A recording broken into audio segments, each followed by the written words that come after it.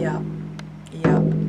Because the 18-year-old, that overwhelmed 18-year-old,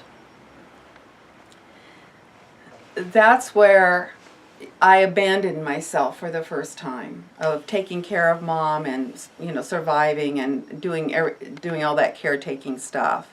And I wasn't present for me. And that theme has played out in, you know, thousands of different ways. And you are so right on to catch that as a facilitator. And stepping up into the first floor of your home, Mm-hmm. you've been disappearing in the basement. Yeah. You're stepping into... Yeah. Not feeling like, you know, again, that I deserve to have that. I worked hard for it. It's worth a fight. It really is. But, you know, this business of struggling so hard and digging, you know, when you come to the emotionally loaded song, I've been working on the railroad, stems from that for me. It was this albatross, this struggle, and those old boundary issues are preventing me, those energetics are preventing me from moving ahead. Trouble with the knees, remember that one? Yes. The body part one, inflexibility. Every time Ani, my eldest daughter, brought up, you know, well, let's do this, let's try this, what about this? My first impulse is always to say no, out of fear.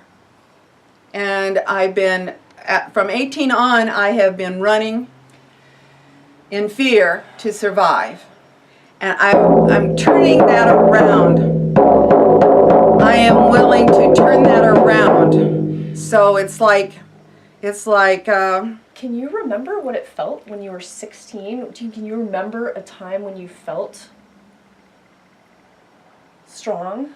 So that you can come from that place? Oh yeah, but I just went on survival mode. Right. I mean, you know, people are good in emergencies and crises. They are. They just go, and you know, and you don't realize that in that process, you're disappearing. Yeah. Right.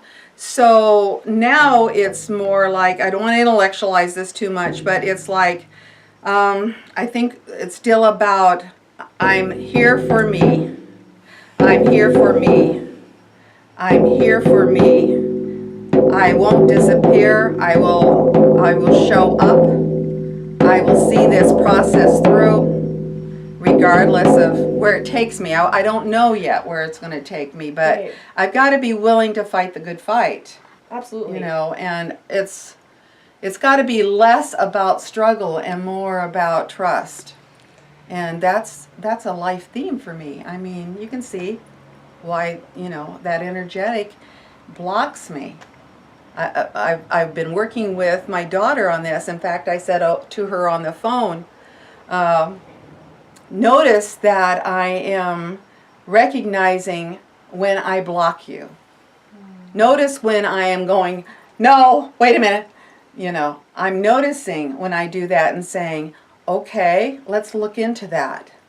Okay, let's see what else. That's beautiful. Well, those are the baby steps I'm talking about. That's the shift. That's going into now, okay, I can change the way I respond to crisis. I can change the way I respond to problem solving and open myself to say, okay, let's see what else is true. Let's be a little more compassionate and loving to me in this process.